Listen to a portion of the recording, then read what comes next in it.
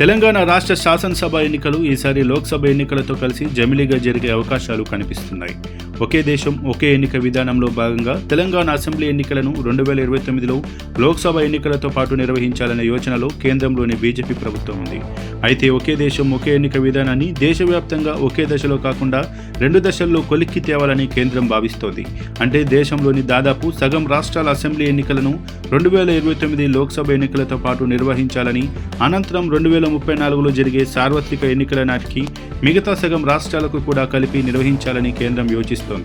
లోక్సభ ఎన్నికలతో పాటే అన్ని రాష్ట్రాల అసెంబ్లీ ఎన్నికలు నిర్వహించాలనే దిశగా అడుగులు వేస్తున్న మోదీ సర్కార్ ఈ పనిని 2 దఫాలుగా సాకారం చేయడం సులభతరం అవుతుందని భావిస్తున్నట్లు సమాచారం.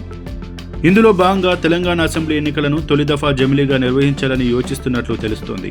ఉమ్మడి ఆంధ్రప్రదేశ్గా ఉన్నప్పుడు రాష్ట్ర అసెంబ్లీకి చాలా దఫాలు పార్లమెంటుతో కలిపి ఎన్నికలు జరిగాయి. తెలంగాణ రాష్ట్రం ఏర్పడ్డాక జరిగిన 2014 ఎన్నికలు కూడా జమిలీగానే నిర్వహించారు. అయితే ఆ తర్వాత 2018లో నాటి కేసీఆర్ ప్రభుత్వం లోక్సభతో కాకుండా సుమారు 5 నెలల ముందుగానే అసెంబ్లీ ఎన్నికలకు వెళ్ళింది. 2023లోనూ అదే కొనసాగింది. ఒకే దేశం ఒకే ఎన్నిక వ్యవహారం ఒకేసారి తేలేది కాదన్న ఉద్దేశంతో కేంద్ర ప్రభుత్వం ఉన్నట్లు తెలుస్తోంది. పార్లమెంట్ ఎన్నికలు గత ఏడాదే జరగగా వాటితో పాటు కేవలం 4 రాష్ట్రాలు ఆంధ్రప్రదేశ్, ఒడిశా, అరుణాచల్ ప్రదేశ్, సిక్కింల అసెంబ్లీ ఎన్నికలు మాత్రమే జరిగాయి. మిగిలిన రాష్ట్రాలన్నింటిలోనూ ఎన్నికలు కొంత ముందు లేదంటే కొంత వెనుక జరిగాయి. కొన్ని రాష్ట్రాల్లోనైతే ఏకంగా 3 ఏళ్ల ముందు కూడా జరిగాయి. బీహార్, అస్సాం, గోవా, గుజరాత్, హిమాచల్ ప్రదేశ్, పాండిచ్చేరి, పంజాబ్, తమిళనాడు, ఉత్తరప్రదేశ్, ఉత్తరాఖండ్, పశ్చిమ బెంగాల్ రాష్ట్రాల శాసనసభలకు 2021-22లో ఎన్నికలు జరిగాయి.